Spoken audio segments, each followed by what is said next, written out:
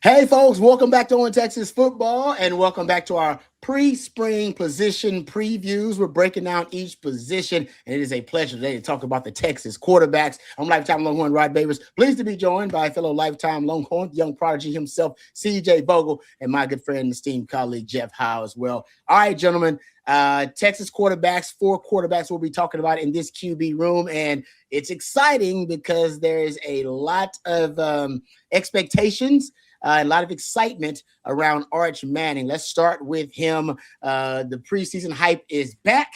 It was last season, and now it's back again. A lot of people saying he's going to be the Heisman front runner potentially. He ended the season as one of the hottest quarterbacks in the country. Let's talk about Arch Manning and now some of the weapons that have been newly assembled around the Texas starting quarterback. Starting with you, CJ. Yeah, hard to not be excited for this room, right? And specifically with Arch Manning, the expectations, some of the obvious hype that's going to come with it. And then you see the pieces around him and you say, okay, how do you not put up big numbers? How do you not feel like you're going to have a cleaner pocket given some of the offensive line moves?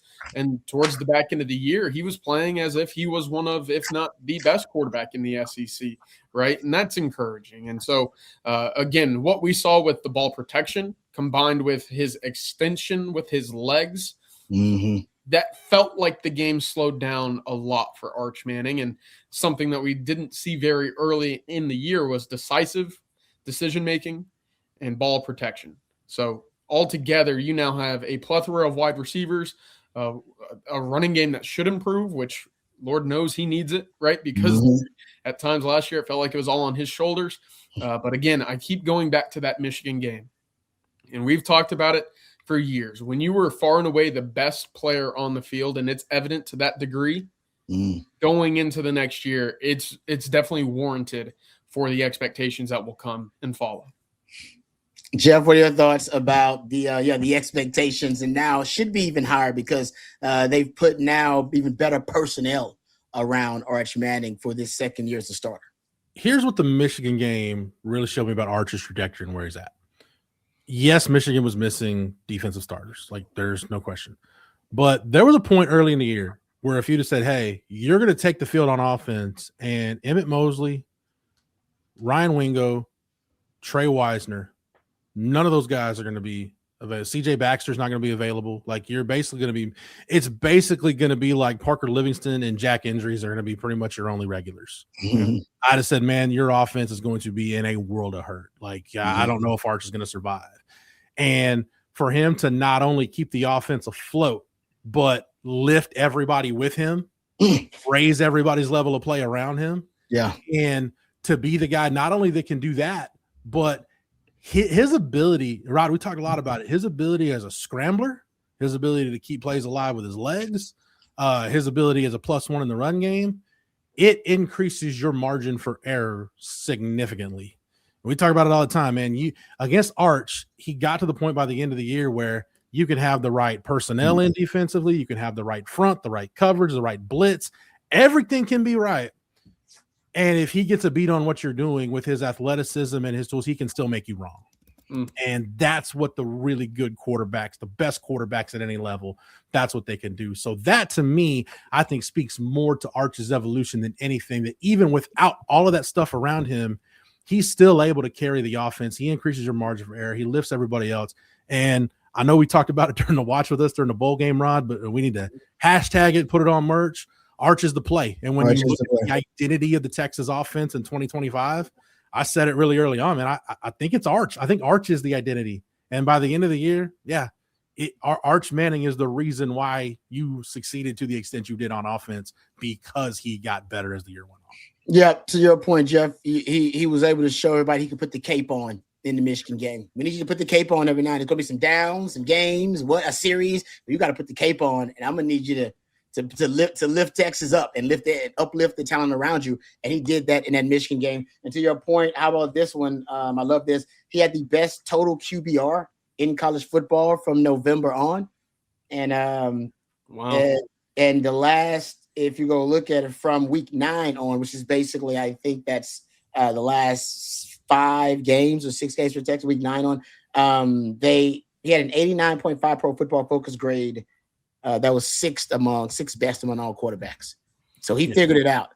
He did. And Rod, I don't know if you have it readily available now, but the stat that I love to hear is the pressures to sack ratio, right? And how that increased as the season progressed. That's just him becoming more aware of where the blitzes are coming, how much time he has in that pocket. Because I go back to that Ohio State game, and my theory there was the last time that he saw meaningful snaps was against Georgia. And what happened in that Georgia game for both quarterbacks that played at DKR that evening? They were running for their lives. So I think early on he was skittish in the pocket, knowing that, hey, I don't know if I trust my offensive line with basically 3 or 4 brand new starters.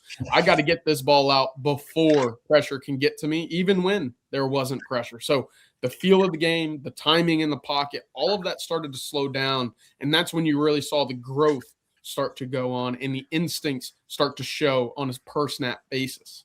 Yeah, there's a couple of the things there too, Rod. I think one, based on what you were talking about earlier, putting the cape on, he showed it. You go back to the Mississippi State was really kind of the first time where it's almost like, I don't know, that was like and I'm not comparing him to these guys, but we've seen like the greats in all sports do it, like name a great, like in basketball, where they just kind of take over a game in the fourth quarter.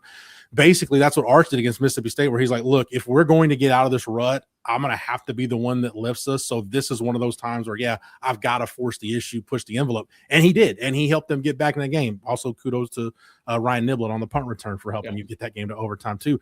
But, the other thing we were talking about too, looking at, the different personnel and what you could do. Like we said, we talked about him being without so much in the Michigan game.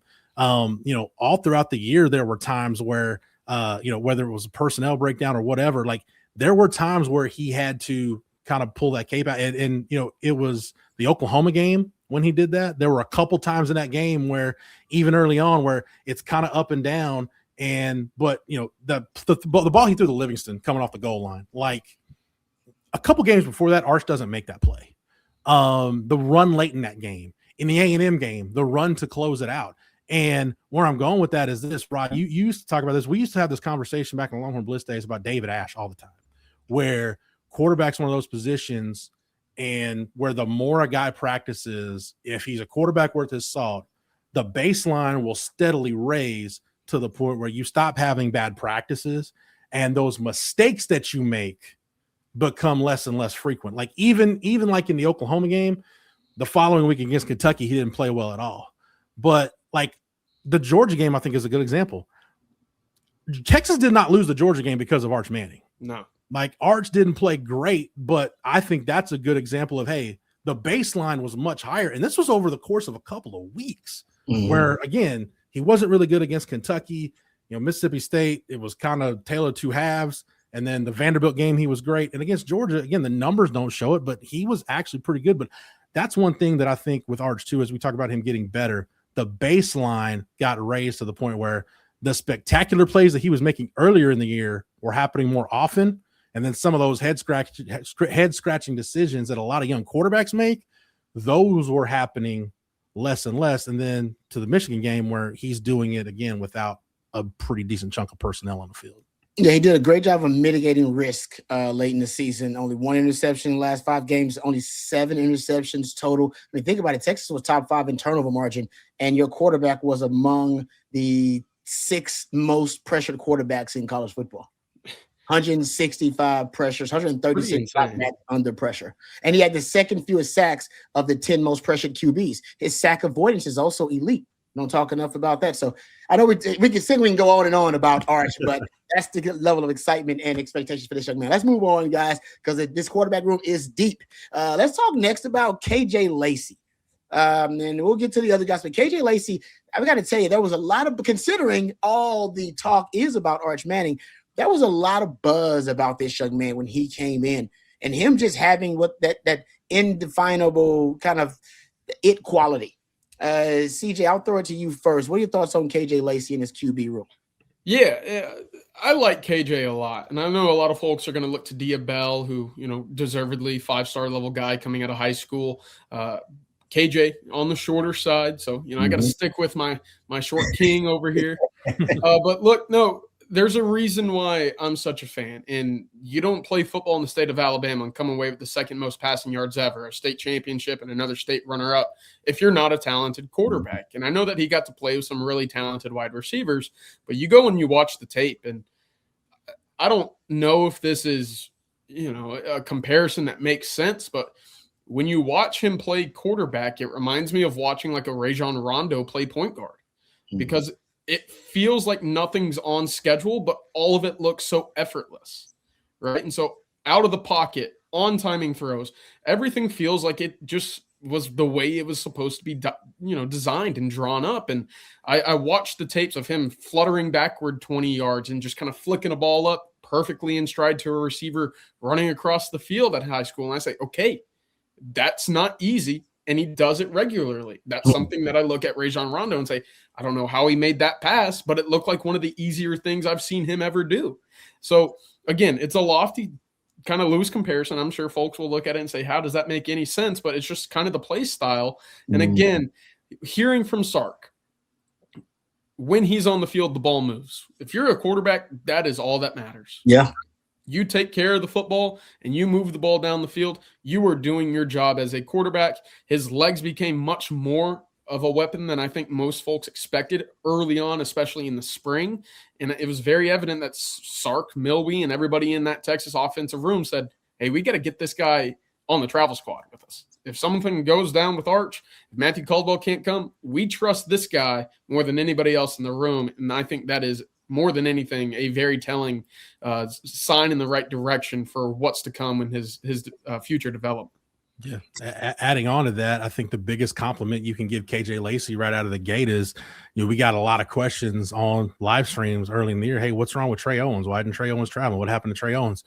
Nothing happened to Trey Owens. I just think the staff liked KJ Lacy better, and he asserted himself. And, to your point, CJ, that's exactly where I was going to go. As a quarterback, we can talk about game managers or bus drivers or whatever.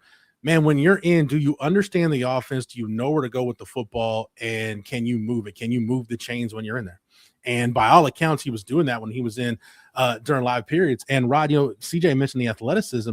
I think sometimes the term dual threat quarterback gets thrown out. It's used way too liberally, or just you get a bad definition of it. Like, not every dual threat quarterback is like Vince Young, where you design a run game around him.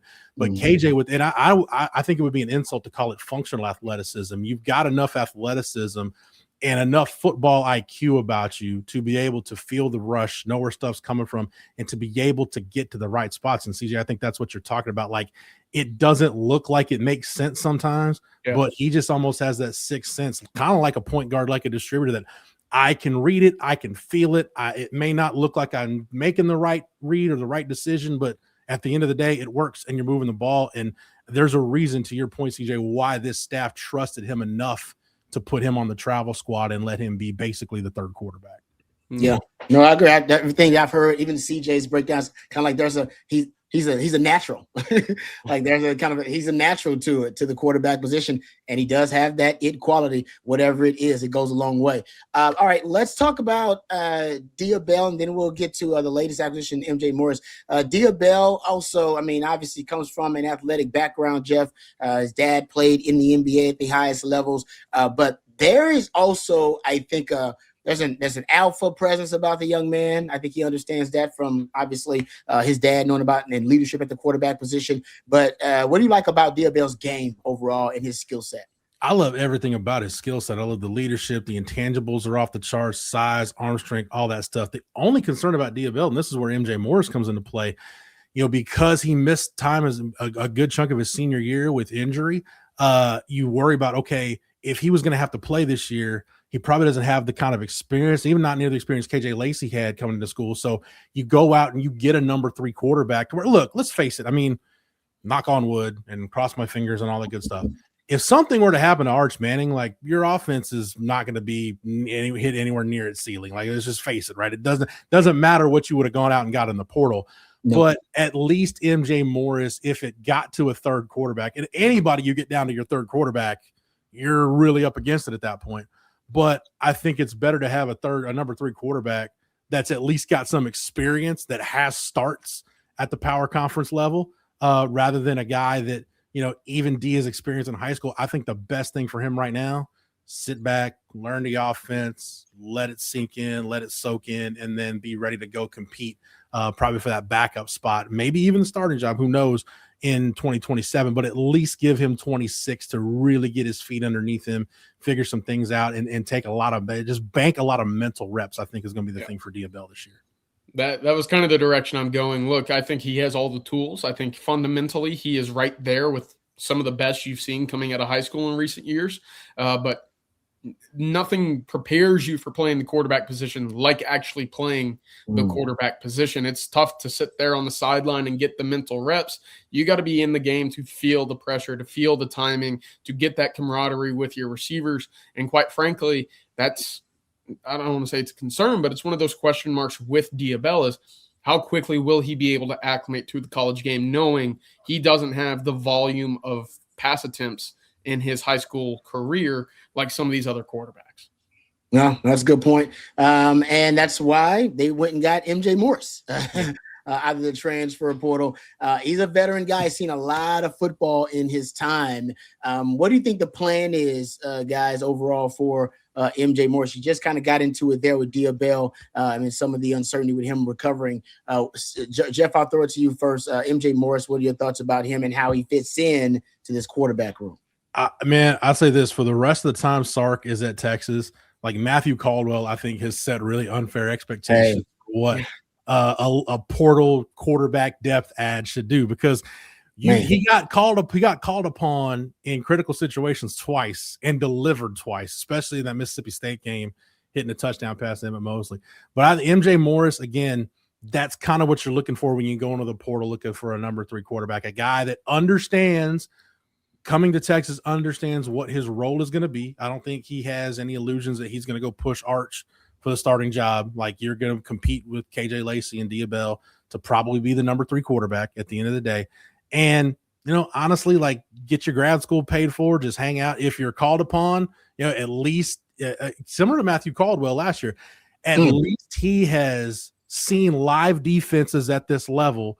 So he shouldn't, from that standpoint, freak out. But again, this is going to sound disrespectful, and I apologize for it, but you get down to your number 3 quarterback, it doesn't matter who it is. Like, you're in a world of hurt, but at least your number 3 quarterback, he's at least been at multiple stops, seen some stuff, and at least has some starting experience at this level. Yeah. I don't think there's much expectation for MJ Morris, but hey, anytime you can bring in a quarterback with 4 years of playing experience, right? I know it's been kind of sporadic, but throughout those 4, but you've seen a game against Iowa. You've played against Penn State. You've beat Clemson as a starting quarterback. There's value in that. And of course, that will then push more and more of KJ Lacy and Diabell behind the scenes. Yeah, good stuff there. Yeah, his 4th stop was at NC State for a couple of years, Maryland, Coastal Carolina, most recently, and now with the Longhorns. All right, thank you, guys. Great stuff, as always. Thank you, Jeff, and thank you as well, CJ. And thank you out there for watching and for listening. And we'll be back with another positional breakdown a little bit later on the offense, and then we'll start defense, too, as well, with our pre-spring breakdowns.